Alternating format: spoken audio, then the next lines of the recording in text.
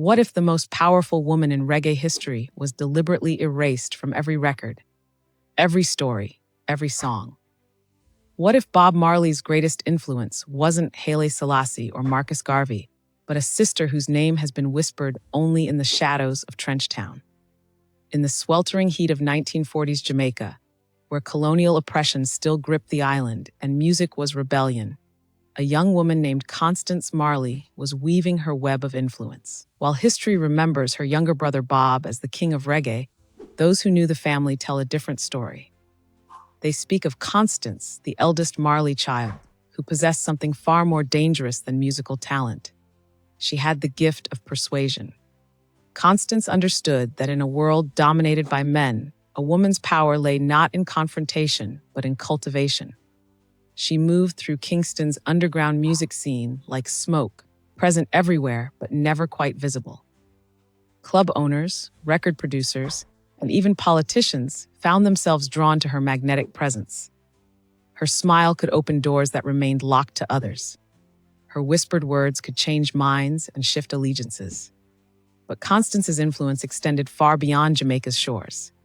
In the late 1950s, she allegedly orchestrated secret meetings between Jamaican musicians and American record executives, using her charm to negotiate deals that would later launch reggae onto the world stage. She understood that music was more than entertainment. It was a weapon of the cultural revolution. Those who encountered Constance described her as ethereally beautiful, with eyes that seemed to see straight through to your soul. She dressed impeccably, often in flowing fabrics that caught the Caribbean breeze, and she spoke with the refined accent of someone educated far beyond her humble beginnings. Yet beneath this polished exterior lay the street-smart instincts of someone who had survived Trenchtown's harsh realities. Her methods were subtle, but devastatingly effective. When a radio station refused to play Jamaican music, Constance would befriend the station manager's wife at church socials. Within weeks, reggae would be flooding the airwaves. When record distributors tried to cheat local artists, she would host intimate dinner parties where contracts were renegotiated over rum and laughter. She never demanded credit, never sought the spotlight, but her fingerprints were on every major breakthrough in Jamaican music's early international expansion. The most intriguing chapter of Constance's story involves her alleged romance with a powerful American music executive in the early 1960s. Sources claim she used this relationship to secure distribution deals that would prove crucial to reggae's global success. Yet, when the executive tried to control her, demanding she abandon her family and move to New York, Constance vanished overnight.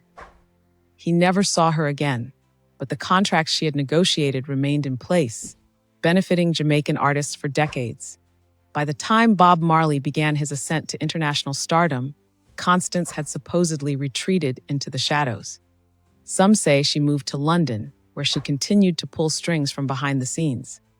Others claim she returned to rural Jamaica, living quietly while her influence continued to ripple through the music industry.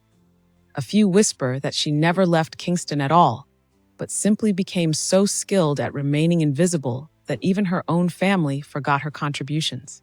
The most chilling aspect of Constance Marley's story is how thoroughly she has been erased from official records. No photographs exist, no interviews were ever recorded.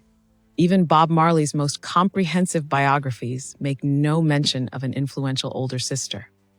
It's as if someone with considerable power wanted her story buried forever. Perhaps this erasure was Constance's final masterstroke. She understood that true power often requires sacrifice, and the ultimate sacrifice for a femme fatale is anonymity. By disappearing from history, she ensured that her methods would never be exposed, her network never compromised, her legacy never tainted by scandal. Today, when Bob Marley's music plays around the world, when reggae influences everything from hip-hop to electronic music, when Jamaica's cultural impact far exceeds its tiny size, we might be witnessing the fruits of Constance Marley's carefully planted seeds.